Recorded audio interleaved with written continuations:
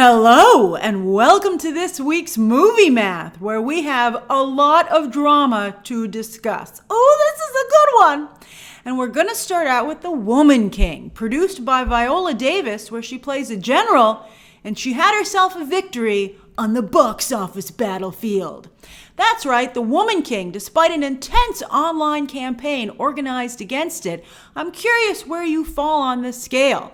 Are you just a spectator, or is your opinion evolving? I'm very curious, especially as you hear this additional information. But it managed to open at number 1. Very important win, big win for the movie.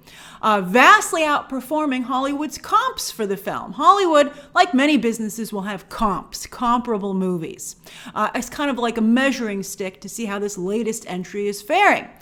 And The Woman King did far better than Harriet, which opened at just 11.6, and Widows, one of the few movies that Viola Davis has starred in, which opened at 12.8. And since those movies were opened around the same, Hollywood expected The Woman King to be in the same ballpark, but luckily it did a lot better. Harriet even also got a very rare A+ cinema score, though they don't give that out a lot, audiences don't give that out a lot. And The Woman King received one as well.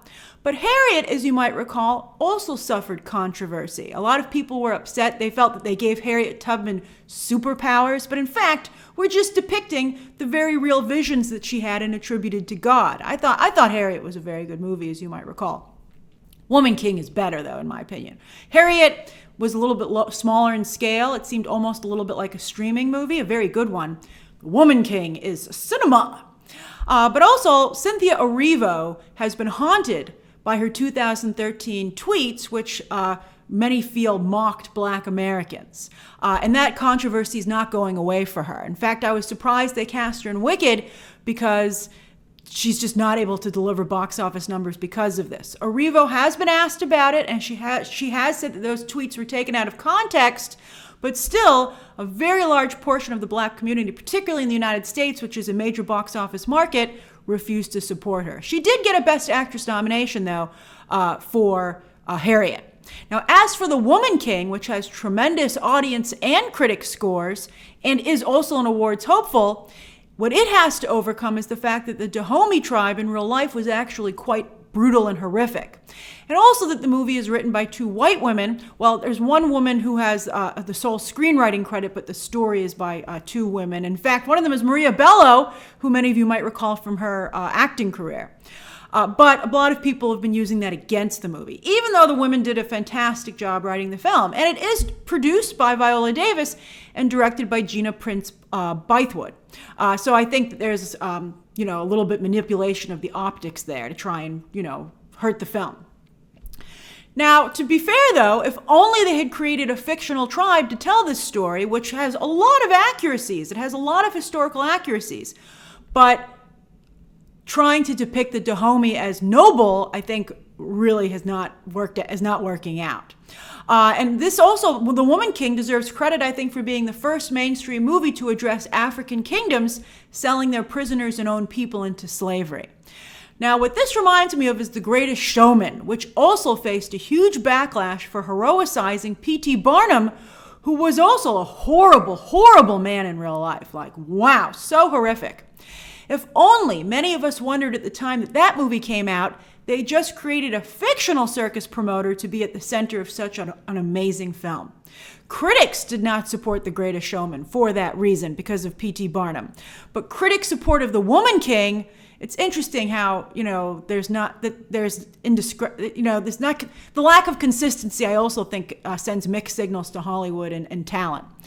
But critics are supporting The Woman King, so that might help keep its awards hopes alive, because The Greatest Showman did not do well during awards season, but fans loved it. It was a slow burn, and despite opening far lower than The Woman King, it went on to do extraordinarily well, not only in theaters, but also down the line in the ancillary market and on digital. It became a sensation. And there has been talk of bringing it to Broadway, and recently Hugh Jackman, who still gets asked about it, said he would still love to make a sequel, although now, of course, it's up to Disney, which acquired Fox shortly after that film was released. Now, as I said, The Woman King opened much bigger than The Greatest Showman, and again, with such high scores across the board, critic and audience, it has until Black Adam comes out for people to discover it in theaters. And I sure hope they do. I will grant, though, that it is a complex discussion, and if only they had used a fictional tribe. But I think this movie deserves to be seen. Also, it's coming out early enough that it will hit digital right in the middle of awards season. And at a lower price point, it should be even beyond purchase. It should be like the $6 rental at that point. So more people might be willing to give the film a chance, and its support could grow, just like The Greatest Showman's did over time. And again, that'll be all happening right when people are casting their ballots for awards season. So it's very well positioned. We'll see what happens, but just like The Greatest Showman, as I said, it's a shame to see such a tremendous film undone by a single fateful decision. And I would ask you, if you're considering whether or not to see The Woman King, to think about how you feel about The Greatest Showman, and that, of course, P.T. Barnum should not be spoken highly of and should only be condemned, but what did you think of The Greatest Showman? So really, it sucks to put audiences and everybody in this position because, again, this is such a tremendous film. So I think also, why did both these films make that mistake? Well, Hollywood in the past has always valued a real-world connection. Oh, the Dahomey tribe was real, and there were the Dahomey Amazons. But you could just say, no one's condemning the Dora Milaje, even though they're based on the Dahomey Amazons, because they're a fictional group of characters. And also that's why they decided to do P.T. Barnum for The Greatest Showman. They're like, oh, this is the guy who invented the circus. But I think that audiences have become much more demanding about honesty, particularly about honesty about atrocities. So I see where everybody's coming from, but again, it's really a shame to see such a fantastic film caught in the crossfires, especially when The Woman King, The Greatest Showman didn't touch on the horrors of P.T. Barnum at all. But The Woman King is very frank about Africa's own culpability in the slave trade. They just shouldn't have tried to make the Dahomey tribe seem like they were moderates.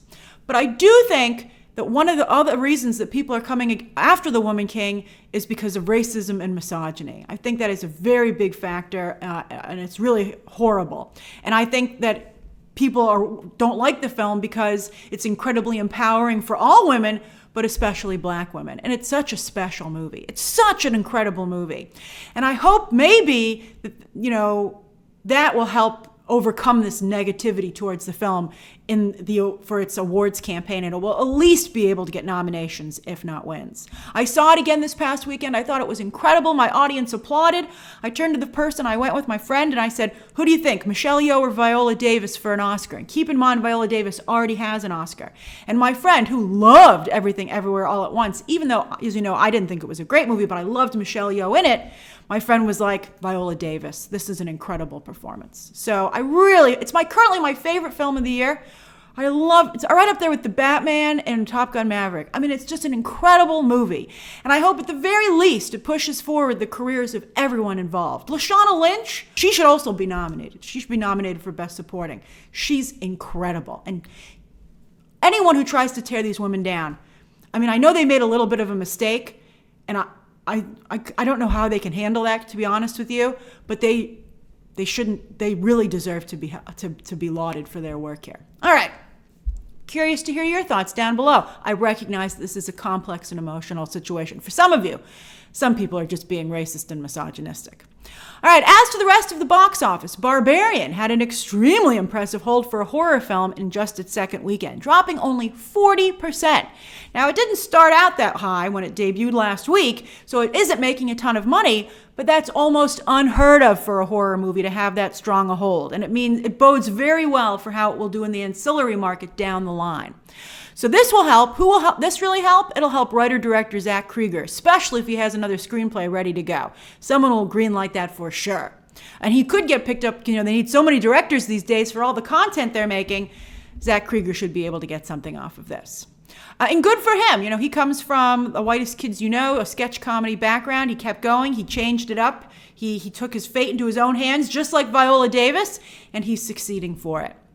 Other new releases, Pearl and See How They Run, barely registered and probably should have gone direct to digital. I know Hollywood likes to say they want to start off with a theatrical release, but this was just a waste of money. They shouldn't. I mean, they really promoted Pearl. They didn't promote See How They Run at all. I mean, some people didn't even know it was coming out this weekend. But it was a waste of money to promote either of these movies. They should have. I think on digital they both would have done quite well, quite frankly. And we'll see when they hit digital.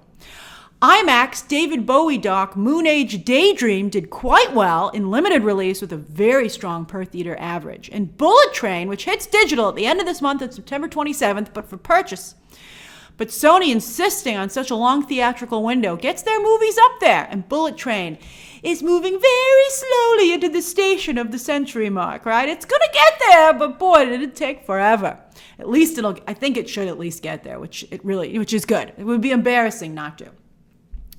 All right, now you want embarrassing? Let's head over to Nielsen, where Marvel got some embarrassing news, and that's that She-Hulk was unable to debut in the top 10. This is shocking. Shocking. Now, I'm sure some of you are already like, but it was just one short episode, Grace, although 37 minutes, the longest of all the She-Hulk episodes to date. And it did debut midweek on a Thursday, not even a Wednesday. But both Ms. Marvel and Moon Knight, with comparable runtimes and single episode midweek debuts, I know it was Wednesday and not Thursday, I'll get to that, but they both managed to debut in the top 10. Now, to be fair, Ms. Marvel wouldn't have made this top 10 with just 249, and Moon Knight would have barely made it as well with 418. And both had one more day than She-Hulk with Wednesday debuts. But still, She-Hulk was much hotter out of the gate. It trended all day long, often at number 1. It was her origin story. It co-starred Bruce Banner, aka the Hulk, who we haven't seen for a very long time, and an assist from Captain America's virginity. She-Hulk was supposed to be a new WandaVision or Loki, at least out of the gate. But with that kind of heat, it couldn't even crack the top 10. What's going to happen when the upcoming weaker episodes come along? I mean, this is just shocking. The excuses that I just talked about should be why it's at the bottom of the top 10, not why it isn't in the top 10 at all. Let's see how She-Hulk's ratings progress, and I do think the character will survive. The character will survive and probably jump to movies next, just like Ms. Marvel is showing up in the Marvels. But this is bad. This is really bad. I mean, if the first episode, which was by far everyone's favorite, couldn't do well in the top 10, I mean, it's just, oh my God. All right, as for who is in the top 10 this week, The Sandman, thankfully, is still on top, but the longer we go without a season 2 announcement, the less likely it seems that we'll get one. And thanks to full season drops instead of the weekly release strategy, Netflix is Never Have I Ever, although on Nielsen it gets an assist from having 2 other seasons to back it up. But Amazon's A League of Their Own, brand new, and Echoes, also from Netflix, brand new, and dropped on Friday only, both were able to debut in the top 10. That's nice for Amazon to have another show in the top 10. I see Hulu's Only Murders in the Building there, really holding on the top 10. We'll see how it does next week's list with the season finale. Does House of the Dragon qualify for this list? It came out in the evening on the very last day, right? But are HBO shows ranked? Game of Thrones on HBO Max over on the acquired chart, well, it's doing very well, but it's over on the acquired chart. So there's your answer right there, because shouldn't it be an original? We've seen other shows when a new season is coming up pop into the top 10 originals before they debut. So the fact that Game of Thrones is over on acquired means to me, I think, that we won't see House of the Dragon competing on here. What a ripoff, because I think it should do really well. Maybe they're worried about single episodes competing against full seasons and multiple seasons, which I think is understandable. But get in here, come on. I mean, this is ridiculous. You got to start competing, HBO. All right, so anyway, we have other stuff to talk about with Warner Brothers this week. I have a video planned. As for movies, Day Shift is still king, but the king of what? This is a very weak chart. These numbers are ridiculously low. Like if you look, Nielsen puts out an overall chart which combines original, acquired, and movies, and Day Shift, to its credit, is still number 1 over all of everything. Day Shift's being watched more than Sandman, which is like also gives you a little bit of perspective on that. But no other movie even made it into the top 10. Whew, that's rough, boy. That's rough. Over on Netflix for just this past week, their original movie machine is combating churn. I mean, you just got like a lot of kibble here. And look, in the middle of all that kibble is Morbius, thanks to Sony's Pay One window deal with Netflix, which debuted mid-chart. Not a big breakout hit here like Uncharted, but still, it's not at the bottom. As for series, Cobra Kai Season 5 shows that the franchise is still going strong with a #1 debut.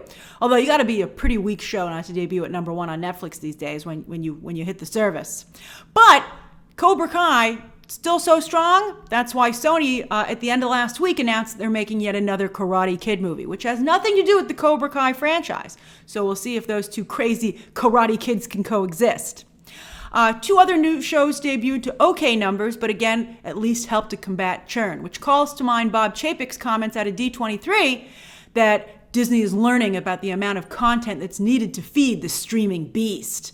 Netflix is like, yeah, we're shoveling chow in there every day, but to what end? And also, they still hit a wall. Interesting. All right, also 6 weeks out, Sandman continues to slip down the top 10, but at least is still in it. And with The Queen's death, The Crown Season 1 popped back into the top 10. Then on iTunes, where The Crawdads Sing became available to rent for just $6, and a lot of people said sold or rented, and it shot to #1. Same with Jurassic World Dominion, which is now also available at a very low price point to rent, and is back up at the top at #3. Jon Hamm finds himself making direct-to-digital movies, but at least it's doing well, and it actually has pretty good reviews too. But I couldn't make myself watch it. Stop trying to make Fletch happen, Jon Hamm. What do you guys think? Did anyone watch it? Did anyone check out that movie? Somebody did, obviously, because it's up pretty high on the list.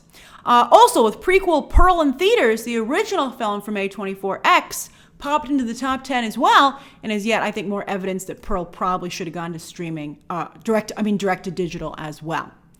As for this coming week, we'll see if all the drama around Don't Worry Darling has hurt it or helped it as it hits theaters. I saw it on Friday. As I tweeted, I actually thought it really came together. I really liked it. And my review, I'm aiming to get my review up tomorrow. But one thing that's definitely hurting Don't Worry Darling is it having to share premium screens with Disney's re-release of Avatar. What the heck is this? If you want to see Don't Worry Darling in IMAX or Dolby, you better look into it, because I think in most cases, you're going to have to see it in the afternoon, because Avatar, because we all know Disney is extremely aggressive in its negotiations with theater owners, it's claiming all the evening premium screens for a movie that came out 10 years ago. What? Or over 10 years ago. 2009, right? What? Really long time ago. That really sucks for Don't Worry Darling. That really sucks. As for movies on streaming, Netflix gets Tyler Perry's A Jazzman's Blues, basically his take on The Notebook after a brief theatrical release. They're also taking this, I believe, on the festival circuit, and Tyler Perry really upset the black community with some comments that he made. I mean, a lot of people have already been kind of like embarrassed or, disdainful of his movies, but he said some pretty controversial things. So we'll see what that does to A Jazzman's Blues awards chances and also Tyler Perry's career. There's also Oprah's documentary Sydney on Apple TV, which she was hyping up at the Emmys, although the Emmys, as you might have seen, were like the lowest watched ever, really down there.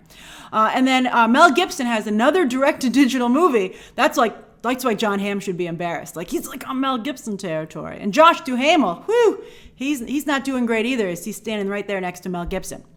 As for streaming shows, tomorrow, this is interesting. Dancing with the Stars moves to Disney+. Can the Mouse move a network TV juggernaut over to a streaming service, a show that's supposed to be watched live so people can talk about it on social media? And on that note, the episode drops not at 3 a.m. Eastern Standard Time, but 8 p.m. Eastern Standard Time, when the show would usually have aired on ABC.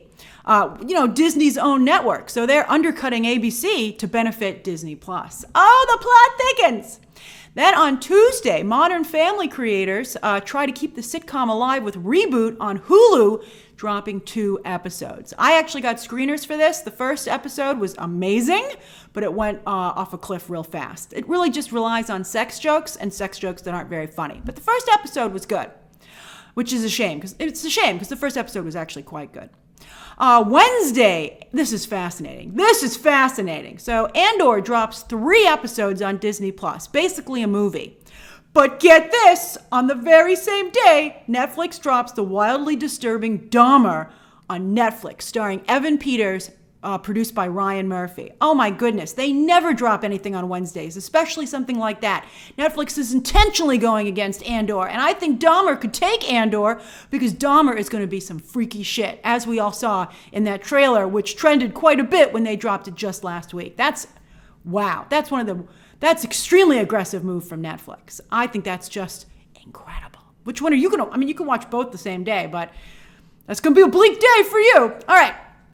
The Andor review embargo lifts Tuesday. All right, then on Thursday, just like Dancing with the Stars, Disney tries to move another, this time cable staple, over to streaming. This time Hulu with the Kardashians. Speaking of network TV, the fall season starts this week. So if you're still watching any network TV, it returns with the fall season. That includes Abbott Elementary, huge Emmy winner. That comes back on Wednesday. And also on Wednesday, I'm very excited about The Amazing Race coming back. What a night of TV for me. Real Housewives of Beverly Hills and The Amazing Race. I can't wait. And I don't know, but as for Shark Tank, which I used to watch on Fridays, I don't know if I'm going to watch that anymore. I feel it's just become the same, and I don't feel it's as real as it once was. I know some of you were like, it was never real, but I'm starting to see through the facade. So that's this week's movie math. Are you still watching any network TV? Admit your dirty secret down below. What do you think of The Woman King's box office and awards chances? How do you feel about that film and the conversation around it? And what do you think about She-Hulk not debuting in the top 10? Share those thoughts down below. Subscribe today. And of course, as always, you can check out some more videos right now.